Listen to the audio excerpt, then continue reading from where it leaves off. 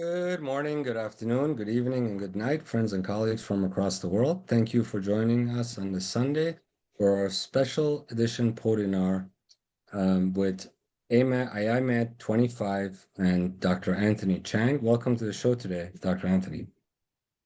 Thank you, Kianor. Really happy to be here on a Sunday morning. I'm particularly excited about this discussion, given what you have done in your past in bringing AI to medicine. Just before we get started, a couple of housekeeping items regarding the Institute. As you may know, we are making tremendous progress for the event coming up in London. And also, I'll be discussing today, in addition to the Global Institute that we have implemented regarding AI Med, the original founding entity of this movement. And you are welcome to see the updates on the website. There's tremendous amount of interest now with 8 different leading organizations in artificial medicine or healthcare that have joined this operation.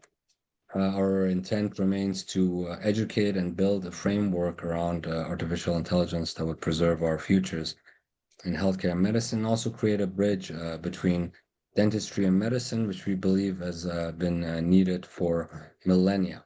But we'll get more into that in the discussions. Just to kind of establish some rapport with our speaker today, so you guys have an idea. Dr. Anthony Chang, MD, MBA, MPH, MS, is the original founder of the AI Med, as well as the American Board of Artificial Intelligence in Medicine. He started these organizations over a decade ago, and with the intent of bringing medical doctors into the sphere of artificial intelligence and utilizing it for the improvement of their patient care as well as clinical operations. His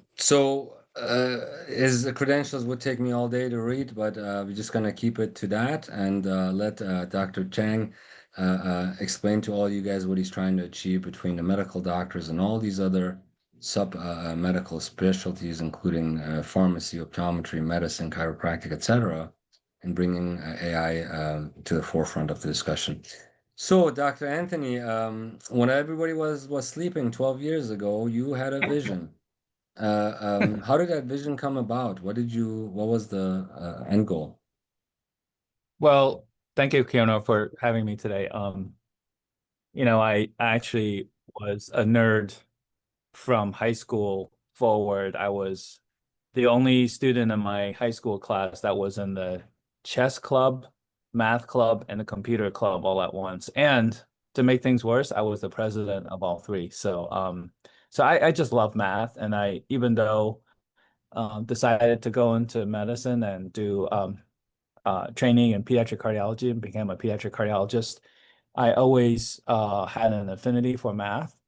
And I was very lucky, Kianor, that throughout my career, I had mentors, not just for clinical medicine for what I was doing, but they were also fantastic mentors for math, including, but they were not cardiologists. So one was a surgeon, Dr. Bill Norwood, who was a cardiac surgeon. He was not only a brilliant surgeon, but also had a PhD in complex math. So that's how I really resonated trying to bring AI into healthcare. Now, this is in the 1980s, as you recall. We were still doing computer punch cards.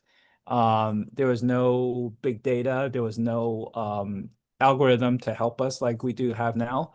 So I had to basically do a lot of the work investigating AI, sort of a primitive AI, in the form of chaos theory, trying to find signals in biomedical noise of the ICU. And then he and I worked on projects back in the 80s, and I realized that he was just brilliant and way ahead of his time, because everything that he taught me, I was able to prove in the ICU setting. So that started my whole lifelong love for and passion for math in clinical medicine and anything that has to do with biology.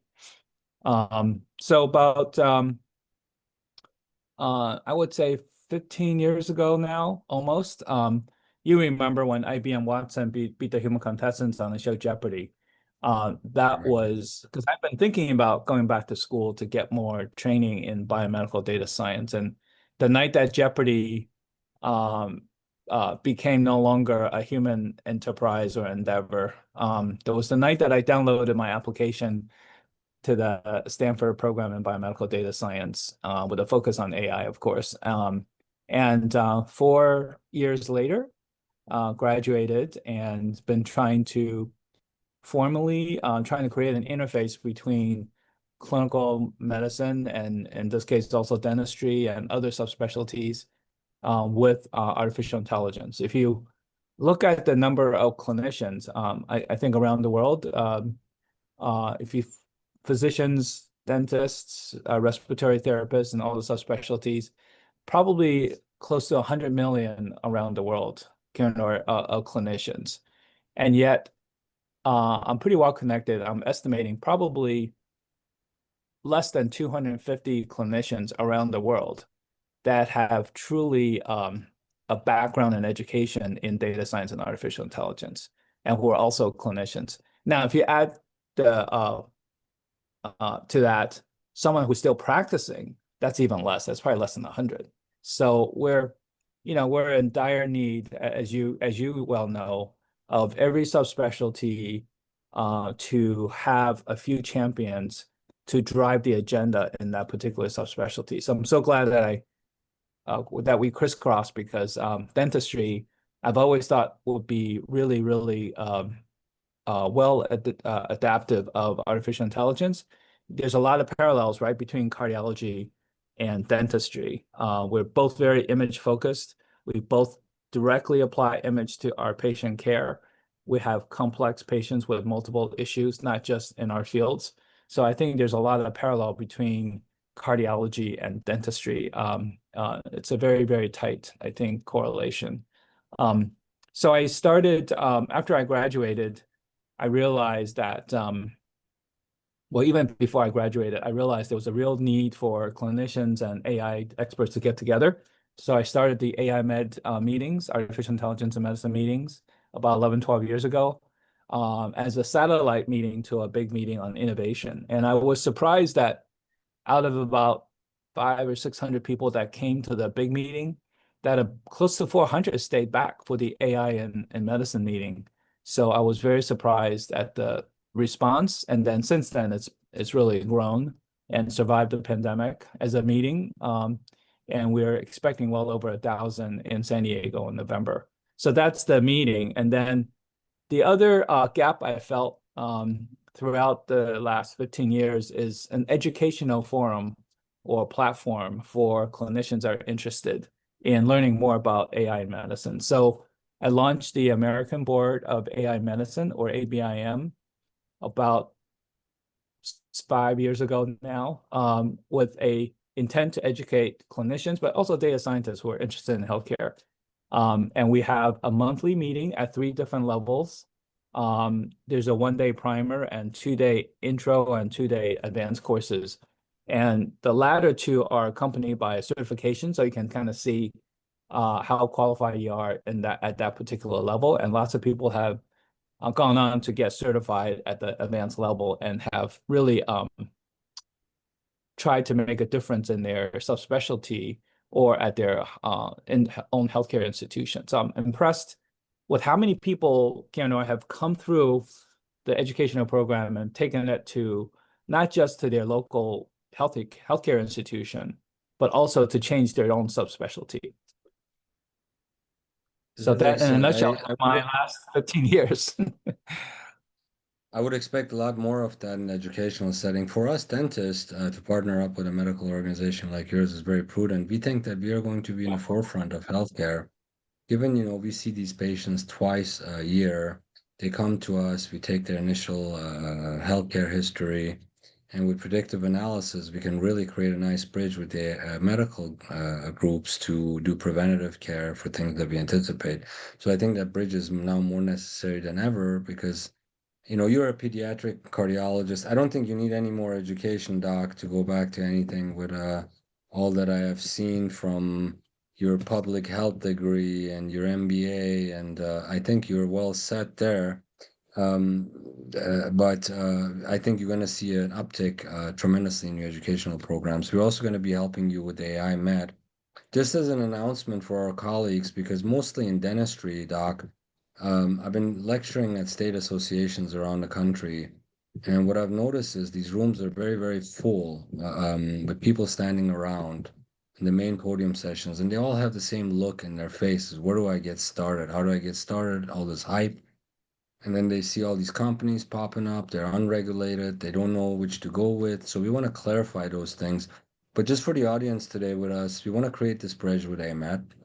We highly encourage you to participate at this particular conference where we're going to have clinicians from all different aspects of medicine and healthcare. And as a token of appreciation to our followership, we had asked AMAT to extend a particular discount to our followers and members and leadership to be there. I will be there. Dr. Catherine is going to be there, and a host of others from our group to kind of start bringing the bridge. Can you please give us a little bit of an overview as to what's going to happen at that event, Dr. Chang, and what you're foreseeing a clinician that wants practical tools to get started or practical education to get started in AI, what they can get out of this conference? Yeah, sure. I think it's designed for the busy clinician from, the first hour of the meeting. So the day before on Sunday is the 9th. We actually have a special edition, half-day edition of the um, American Board of AI and Medicine courses. So we call that the amuse-bouche, the the tiny appetizer of the courses. And just so you can get a feel, we don't stress on programming. So Kianor, I think I want to stress that. You don't have to worry about, oh, I don't have any programming experience. And we want everyone to come in feeling very comfortable that we're going to get you very quickly oriented to what's happening in AI in healthcare. So you don't have to have programming background. You don't have to have a math background. You don't have to have an AI knowledge base. We assume that there are people going to be there that are just interested, curious, and want to start from scratch. So after that half day on Sunday, Monday, Tuesday, and half of Wednesday will be, breakfast workshops to begin the day. So we actually have about 30 to 40 different topics that our crowd, once you register, you get to vote on the topic. So you have control over the topics that will be presented, which is something we're introducing this year, the concept of crowdsourcing the topic. Because usually you go to a meeting, the program's been set by a program committee, you have no say, right? So we wanted our attendees to select the topic. So it ranges from the hot topics like agentic AI or 3D sort of use with AI, topics like that, to other more operational kinds of topics, like how to use AI for improving your workflow. Does your hospital need a chief AI officer? Topics like that will be presented. And then we have a keynote session where we have really top names in this field come, and not just in AI and healthcare, but also in AI in general. We're able to get Gary Marcus, who's a name that comes up very often. He's a little bit of a skeptic of AI, so it's always good to have that balanced perspective. And then the rest of the day is going to be tracks. So we have 4 to 5 tracks throughout the day. This year, one track, which might be really relevant to some of you here listening, we have a whole track on AI in education, healthcare education. So it's going to be focused on how do we get anyone and everyone educated in AI and healthcare. And then another track will be AI in pediatrics. Another track will be on AI in imaging. So that might be good for our dentist colleagues here. And yet another track will be on AI for mental health and well-being. So we usually pick 4 hottest themes to be tracked at the meeting, but obviously there are also modules on different things. And then we come to a close at the end of the day with a closing session. And then we have something exciting that we've been doing for the last few years, which is subspecialty breakouts. So I think, you're in charge of a breakout session for dentistry, and where people of the same subspecialty or interest area can come together and have like a nano meeting within the big meeting. So I'll be working with Kianor here on figuring out how to set up the dentistry breakout of about 90 minutes or so. So people have found that to be really valuable in terms of making connections and getting a feel for what's happening in dentistry. Because I bet there'll be dentists coming, that have no idea what's happening with AI in dentistry. So it'd be really nice to get Right. them oriented. An exciting, action-packed, very interactive 2.5 days after the initial ABIM half day. And we stress on interaction so that you don't have to sit there and have a PowerPoint parade of talks without any interaction. We stress on 50% of the meeting to be sort of presentation of ideas and projects, and then the other 50% to be highly interactive and engaging for the audience. And the focus is on application, not just on theory. Yes, it's an amazing conference you're putting together with sponsors, exhibitors, a pitch event, abstract competition, AI Champions Award, and what have you. I think that Yeah. your movement is going to exponentially grow in the next year or two. There's so much interest in AI now, and those that don't, Especially with help from colleagues and friends like you, Keanu, we need everyone yes. to go all We're in because certainly going to help you with the dental. That's what we're really seeking is to create that dental bridge. Let me ask you, you know, you're in so many circles and you know so much about AI. Um, what I'm seeing is the biggest problem right now is integration between various softwares and solutions that are coming about. Where do you think that's heading? A lot of doctors are scared to pick one, and then their management software doesn't integrate with it, or they have their own agenda of partnering up with certain organizations. Where do you think this kind of mess is heading in terms of the near future? yeah, it's AI right now is a portfolio of capabilities, and we finally have like I'm a musician, so we've gone from the Baroque period to now a classical period in which we have dozens of instruments now. It makes it really exciting, but also makes it a little bit confounding if you're just starting off. Like, where do you begin?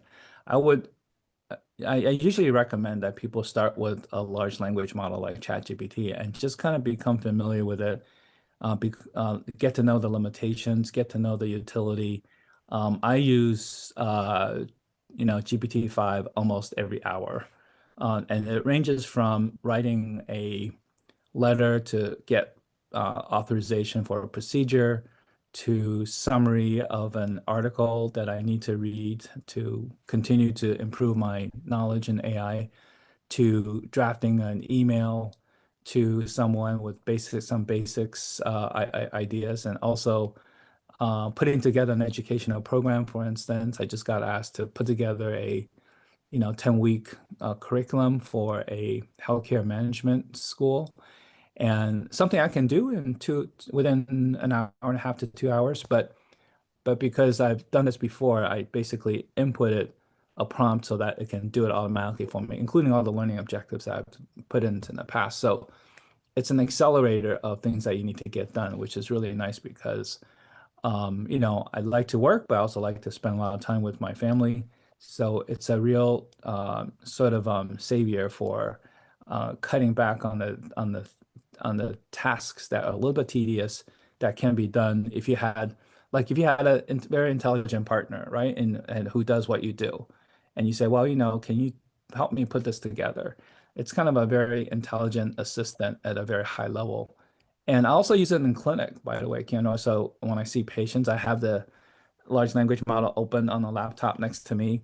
If I have a nuanced patient or if I have a patient with even though I'm board certified in pediatrics, I don't do general pediatrics every day. I do mainly pediatric cardiology and adult cardiology too. But if I'm up against something that I'm not familiar with, but it's important for me to understand in the context of my role as a cardiologist, then I can ask a quick question. Let's say a child has anemia that hasn't been fully worked up, and I'll input that prompt into the large language model. Um, and I recommend GPT-5 even for that. And then I'll get a, pretty good sort of output on recommending, what else I might need to do. It's kind of a nice checklist that you have. It's book smart, but it's not yet street smart. So I might recommend 10 tests, but I might just say, at this point in time, let's just do it, do the first three first, and then let's see what happens. So it doesn't have the nuanced wisdom of a clinician, but it definitely is very, very book smart. So that's nice to have, especially when it's an area that you may not be entirely familiar with. And I think it would be very helpful for uh, your dentist colleagues too, and just have, and it's getting more capable all the time. Soon we're going to have multimodal capability where you can input an image even and, just get an opinion. And obviously it will just get smarter and smarter. Yeah, there's a large community rising in dentistry, and if they don't, if our colleagues don't embrace this technology, they'll be left behind. Now the marketing in the office is changing, the front desk is changing, lots is getting automated with these AI agents in terms of insurance verification, in terms of scheduling, recalls, etc. That I have been promoting amongst our networks all over the world to have people come start looking at this and start making baby steps, changes in their practice, so they don't leave behind. You have these second-hand doctors that are giving us diagnoses, that are analyzing our X-rays now, and the patients are really accepting of having that second scenario there, and it increases case acceptance. At least in my practice, it's been doing really well with saying, "Hey, Miss Jones, this is what I see. This is what's confirmed by AI. Here are our options," and they see what you see, they hear what you hear, Mm. chair side, and they're very fond of that. So I really think it's prudent for our colleagues to come out and start getting involved in AI. There's a very small community of people in dentistry, and it's exploding. We had two companies. One is Pearl, one is Overjet, actually three, and one is Valmeni. These diagnostic X-ray systems in dentistry that analyze all your PAs and your Panorexes and some now the CT and spit out a treatment plan. It's not always 100% accurate, but it's about 95% accurate. And they're raising to tunes of hundreds of millions of dollars. I think one company raised something like $400 or $500 in their Series A, which is unheard of in dentistry. So the investment community is dumping a ton of capital into these innovations, Yeah. and The, the ones that are smart are engaging it. the projection, Kianor, is that the compound annual growth rate is going to be almost 40% for the next 5 years for AI in healthcare.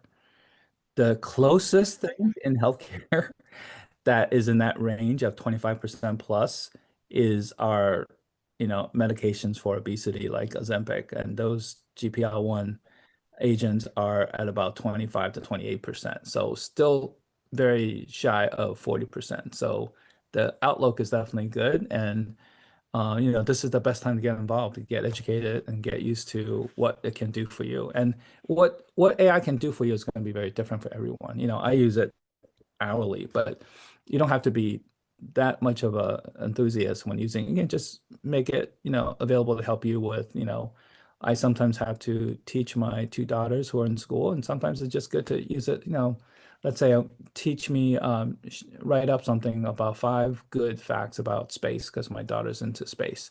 And it's really good. I mean, I fact check because you still have to do that sometimes, but it's pretty good. And the hallucination issues significantly less than a couple of years ago.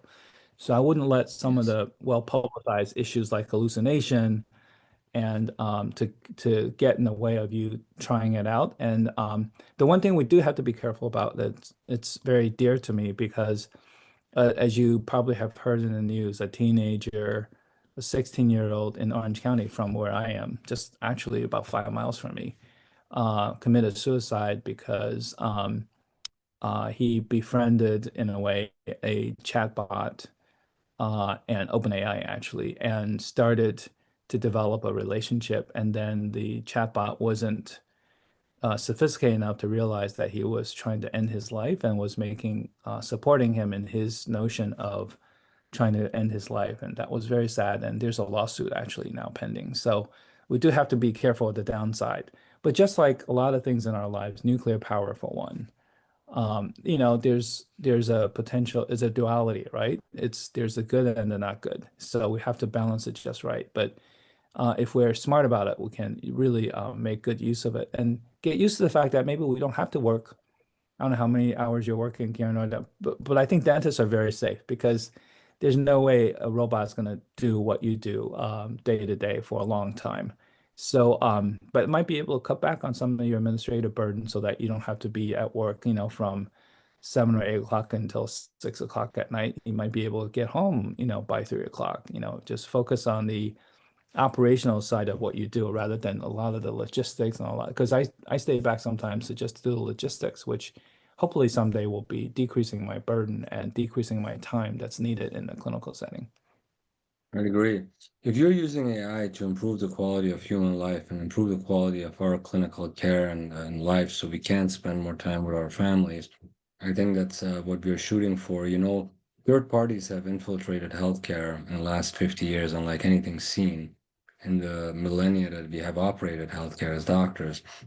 And we see AI as a tool that can break that cycle and actually gain us our autonomy back. Because these management Yeah. companies in time are going to become useless. These insurance companies, which is the number one issue we have with doctors complaining, they're going to be history because AI can likely replace their entire armies for pennies on the dollar.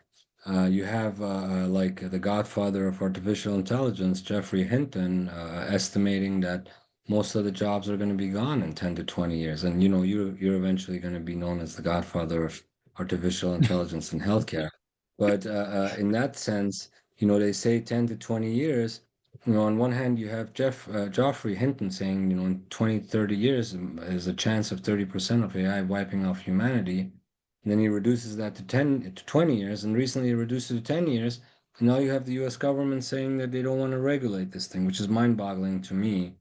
So we have to step up. If the governments don't want to do it, if the we have to step up. What also Jeffrey Hinton is saying is that healthcare is going to be safe for the next 5 years. We are going to be safe. You cannot operate medicine and healthcare without a license.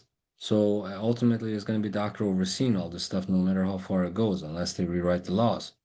But in terms of what you said about a lawsuit and that person having a death or a suicide, there was just another lawsuit in one of our largest dental service organizations in the United States, where they were recording patients' conversations with AI and analyzing the recordings, and they got a massive class action lawsuit because there's no laws around third parties listening, and AI is being viewed as essentially a person listening into a conversation in a state where it's a two-party state. It's a one party versus two-party states where you have to get consent. So that's a big deal right now in dentistry.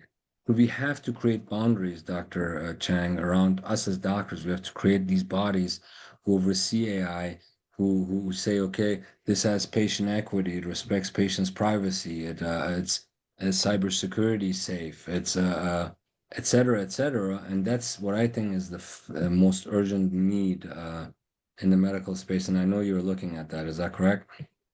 Yes. I think a lot of issues with AI governance, responsible AI in healthcare.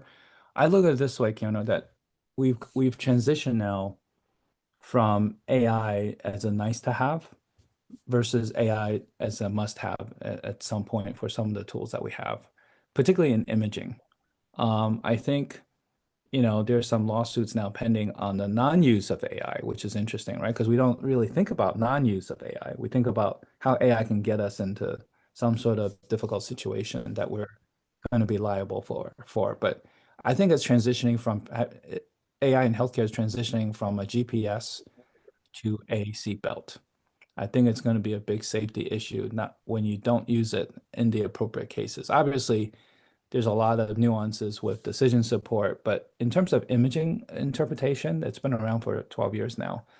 So image interpretation is going to become more and more, I think, AI enabled and AI focused so that you may be sued for non-use of an image interpretation AI tool, particularly if it affects the expediency of a diagnosis, right? So you have emergencies just like we do in cardiology. So if you don't use like an imaging tool to triage and prioritize patients, and that patient ends up, in a negative outcome situation, that you could be vulnerable because there are dentists now probably, just like there are cardiologists that will say, yes, in this situation, AI is the standard of care.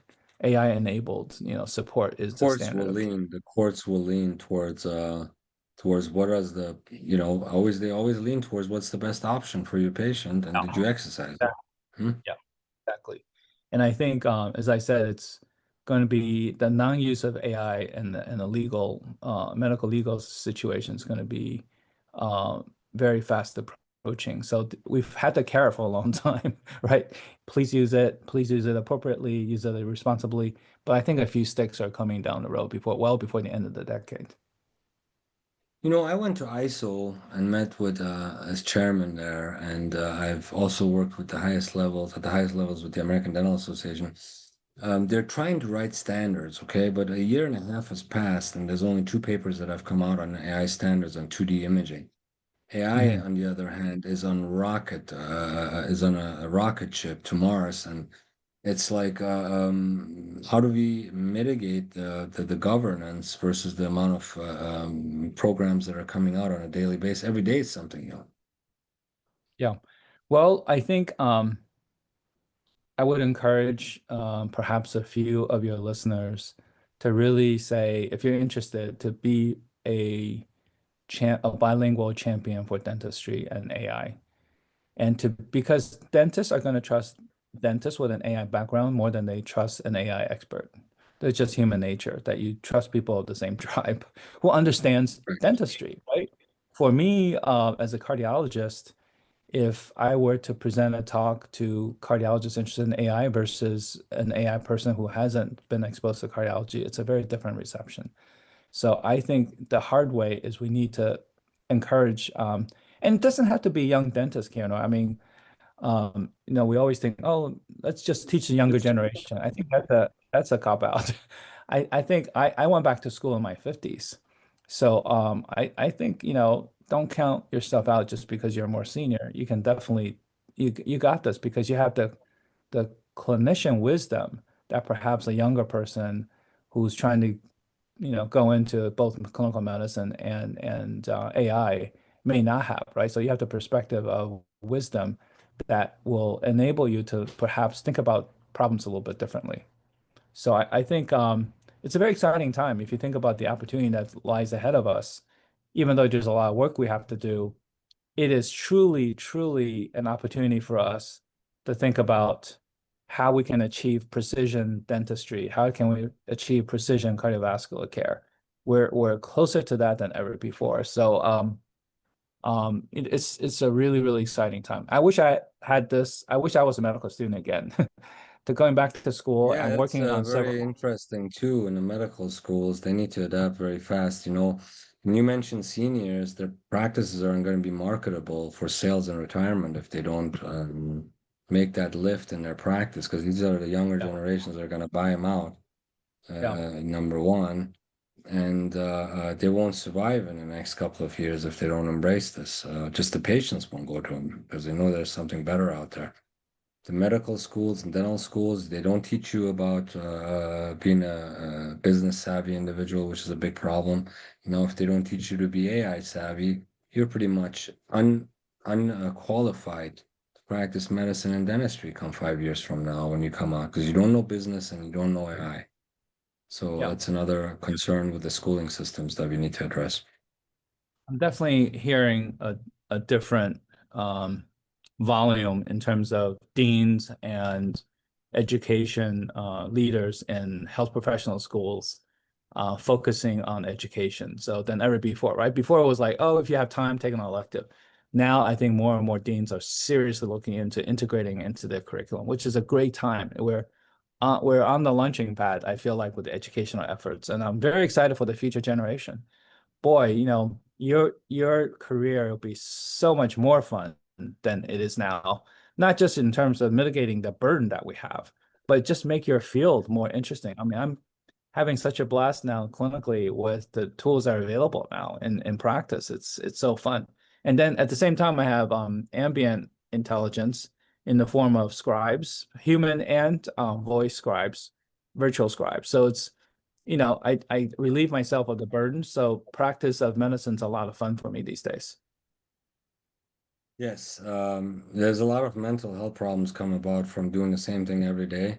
A lot of dentists in our profession struggle with We have one of the highest suicide rates. We have a lot of frustration. A lot of our doctors are burned out. But I'm actually enjoying practicing 2 days a week now and spending the rest of my time in this AI space. You will have our full support. We have one of the largest networks in dentistry in the world, and we will be tagging on to help facilitate a new future that's ran by doctors and utilizing AI. And that's why people like you are very important, because if this gets into the hand of third parties before there is certain criterion framework built around it for advocacy, for governance, for oversight, these third parties, they won't need us. They'll just leave us. We have to make sure that they still continue to work for us. And that's another problem that we're going to solve with AI in healthcare. And I hope you guys have a similar vision. Well, we just also coupled our 1 day primary courses with certain subspecialties now. So we just completed cardiology a month ago. We're going to do pediatrics next month. And with your support and your group, maybe we could do an AI course for dentistry. So 1 day will be a primer, and the second day will be very, very super focused on dentistry. And maybe you can help me with that one. Yes, I certainly will. Dr. Catherine and myself are seasoned lecturers at state associations and other venues. Been doing it for about a year and a half. I have a whole course outline of what I do for hygienists and dentists in terms of getting them started or getting them oriented and excited about AI. So yes, count me in and count the institute in to have this breakout session with you, hold those lectures in that room, which we already have lectures prepared regarding that. They'll give the dentist also an opportunity to come to that event, jump into the pitch event that you have, the Shark Tank, for those that are investors. Just like you said, we listen to our own, we consider medical doctors our own. We consider dentists our own. So this being a closed loop scenario is very, very exciting to us. So dentists can jump in from the dental room, the breakout session, and go to the pitch event, look at some new innovations that are out, investing in, if you missed the internet bubble in the 90s, I mean the internet rise in the 90s, and then you missed the cell phone rise in the early 2000s because of the pessimists or the people that didn't want to embrace technologies, you have another chance with AI to come out far ahead and to early retirement if you find solutions and collaborate in any aspect of this newly building supply chain. So if you miss those opportunities, it's here. History shows us repeatedly that if there is a technology that improves anything in human quality of life, you should embrace it. The world will embrace it. And this is a opportunity bigger than the gold rush, bigger than anything that we have experienced with AI at this point in time, given, it's a multi-trillion dollar organization. The trillionaires of our world are going to come out of AI, not out of anything else that's out there right now. The energy sector is surpassing the energy sector, which is mind-boggling. The AI opportunity, and especially in healthcare, those two combined it's up there in the first top tier three industries in the world: healthcare, artificial intelligence, and energy. Those are the three things. So you're Yeah. in the right place at the right time, and the doctors, and we're gonna lead it for our next generations to come. So, Dr. Chang, can they submit research that they want to publish for the poster sessions that you have? How does that work? Yeah, we have an abstract competition. If as long as budget allows, we'll actually grant a complimentary pass to the meeting if you have an abstract that gets accepted. And what's really uh, interesting about this abstract competition is you don't have to have like hundreds of patients. And when you put the abstract together, it's not the traditional medical society kind of meeting. So all you have to have is identification of a problem in healthcare and smart use of AI to solve the problem. So in other words, you could be, and we've had high school students that got the abstracts accepted. So I'm really big on, the younger generation coming to our meeting, which makes this a little bit different. We had, I think, over 2 dozen Kianor parent-child, dyads that came to our AMN last year. We're actually going to have a special reception for them this year. So just amazing to see a parent bring his or her, son and daughter to the meeting who is an aspiring future scientists in healthcare and with an interest in AI as well. So we really try to foster that as much as we can. So you're not too young or too old to send in an abstract. And if you have a startup idea, we can also accommodate that. So we just like to see everyone getting passionate and getting involved, but without hyping AI, right? So we don't want to hype AI to do the impossible, but at least think about using AI to solve some of the sometimes the common mundane day-to-day problems can be easily solved, and we don't, take advantage of that. So it's kind of a nice, we want to be in that sweet spot where we don't overhype it, but at the same time, we don't underutilize it either. Yes, I already signed up for the pitch event as an investor. For me, it's Yeah. very exciting because I look at technologies every day, and with our team of regions, we look at them and we say, okay, this one is a winner, this one is not, and I'll be very excited to see of investment opportunities. And when you invest in something, you're always better off when you understand the profession. So if you're a dentist or a medical doctor, invest in healthcare projects, which have tremendous upside potential, is very exciting.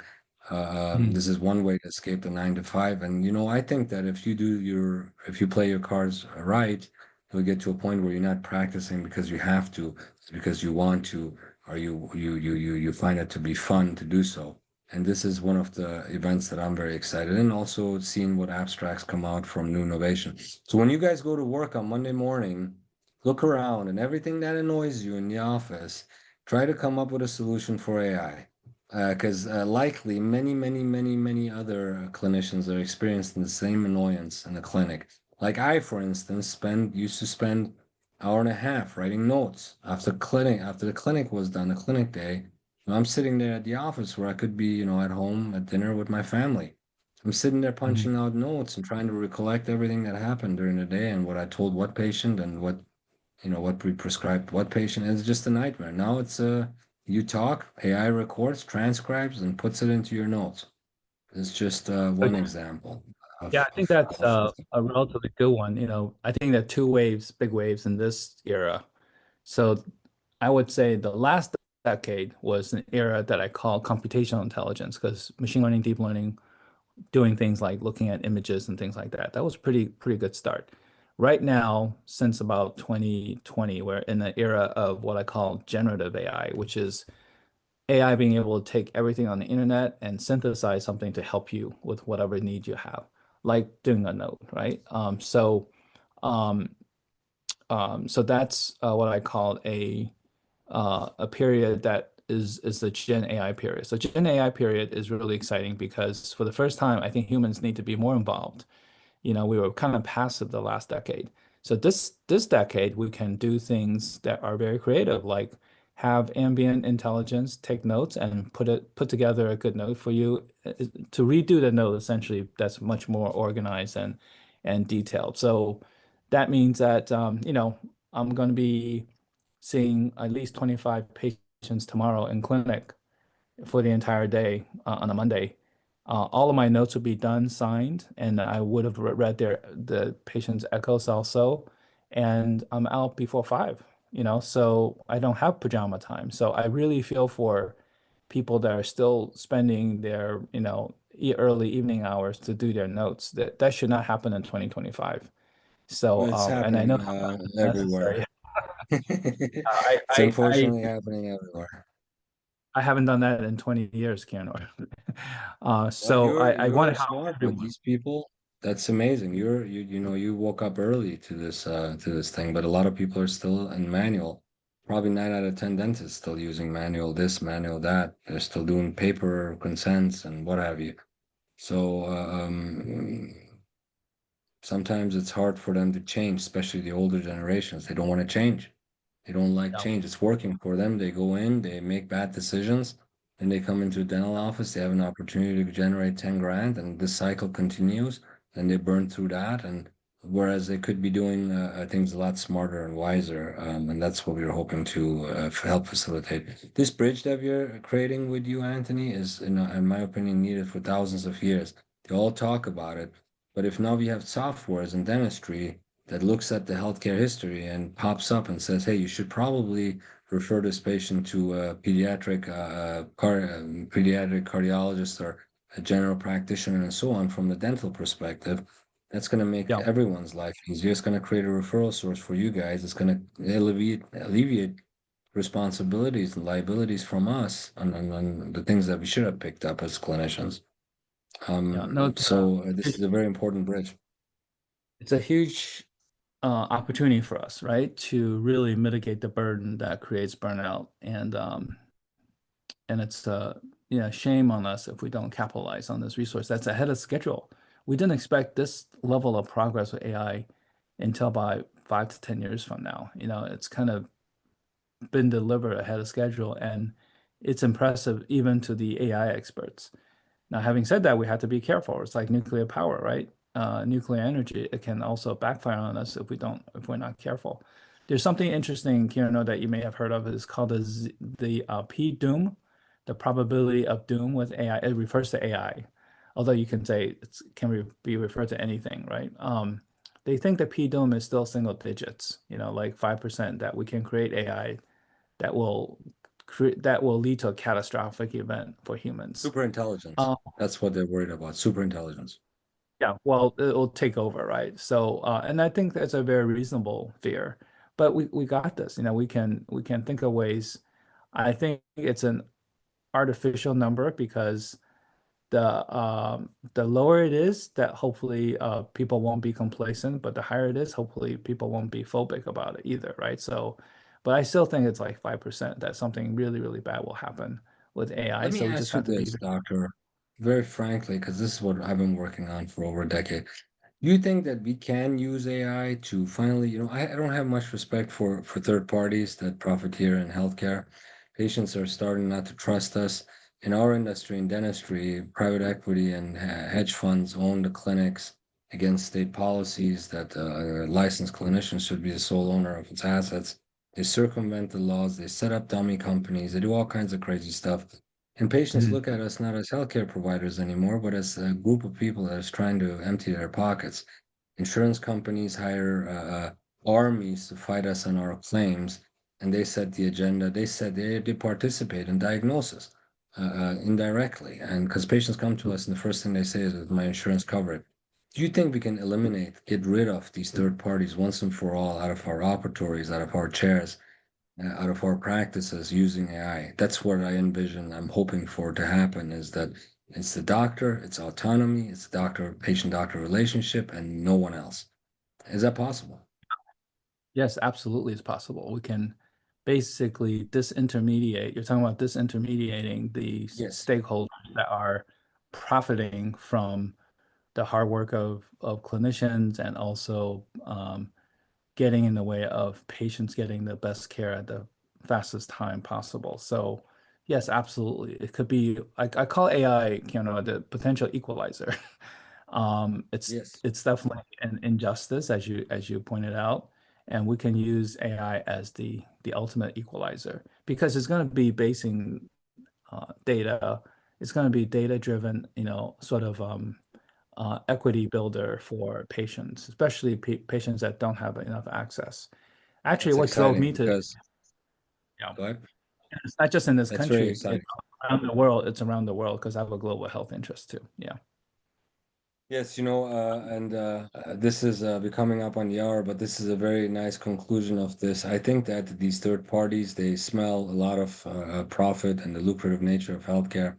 They come in here, they have nothing to offer but money.